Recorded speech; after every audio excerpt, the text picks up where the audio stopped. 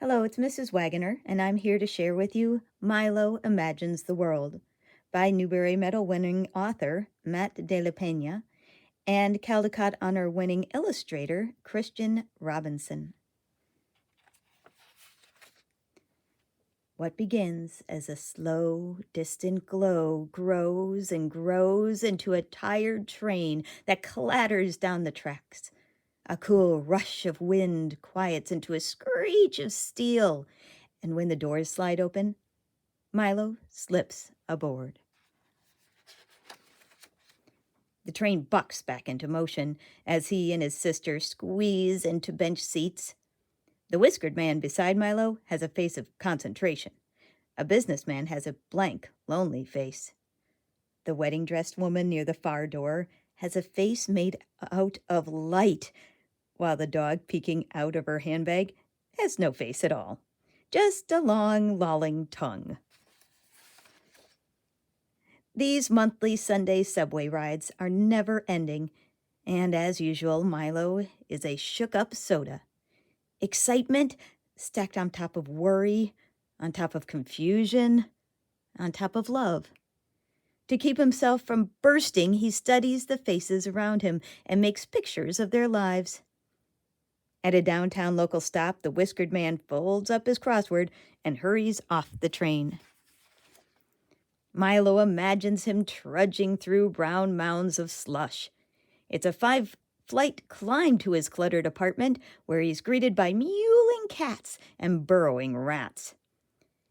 Parakeets tweet songs of longing as the man sits tepid soup, hunched over a game of solitaire. Late that night, the door to the parakeet cage mysteriously falls open, and the cats gather on the cold sill to watch the birds fly free above the city. Milo tugs his sister's sleeve and holds up his picture, but even when she turns to look, he can tell she doesn't see. She's a shook-up soda, too. A boy in a suit boards the train with his dad. His hair is a perfect part, and there's not a single scuff on his bright white Nikes. Milo imagines the clop, clop, clop of the horse-drawn carriage that will carry him to his castle. Imagines the clink, clink, clink of the guard slowly lowering the drawbridge. Across the human-made moat, the boy is met with a butler, 2 maids, and a gourmet chef offering crust-free sandwich squares. Milo flips to a fresh page at a bustling midtown stop. When the wedding-dressed woman strides off the train, a band of street performers launches into "Here Comes the Bride," and everyone on the platform stops and cheers. Milo imagines the grand cathedral ceremony where the couple will be pronounced husband and wife. Imagines the groom whisking his new bride to an awaiting hot air balloon where the pilot loads them in with blankets and blasts the heat. And up, up they go, hand in hand, beyond the concrete walls of the city, into the infinite blue. Milo holds up this picture too, but his sister shoos him away. "Can't you see I'm playing my game?" He watches her thumbs bang around her smudged screen and then turns back to the boy in the suit. They lock eyes for a few long seconds, and suddenly it feels like the walls are closing in around Milo. The spell is broken when a crew of breakers bound into the train announcing, "You all ready for a show?" Several curious faces look up as the beat drops, and now the girls are walking up walls and they're whirling around pipes and they're backflipping over shopping carts. When the train pulls into the next stop, they collect a few dollars and scramble for another car. Milo imagines them going from train to train, doing their act as everyone watches. But even after the performances are over, faces still follow their every move. When they walk down the electronic aisle at the department store, when they cross into the fancy neighborhood, Milo doesn't really like this picture, so he puts away his pad and turns to his reflection in the window.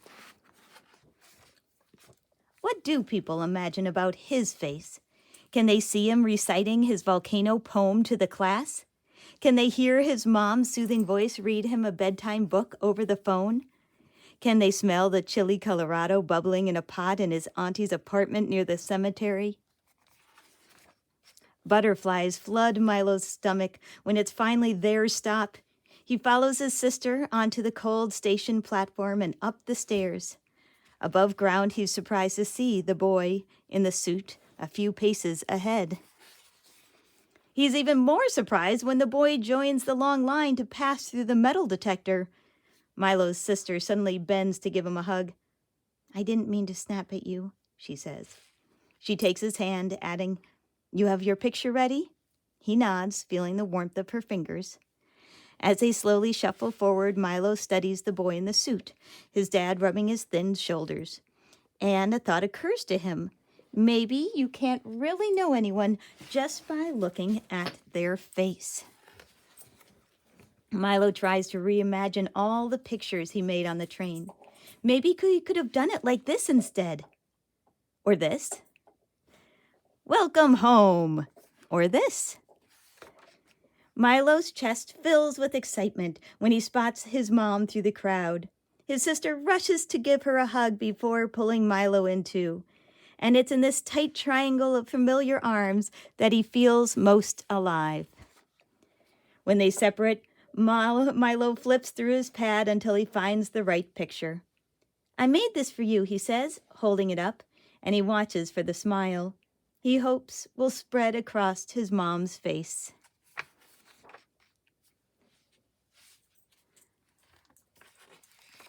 The end.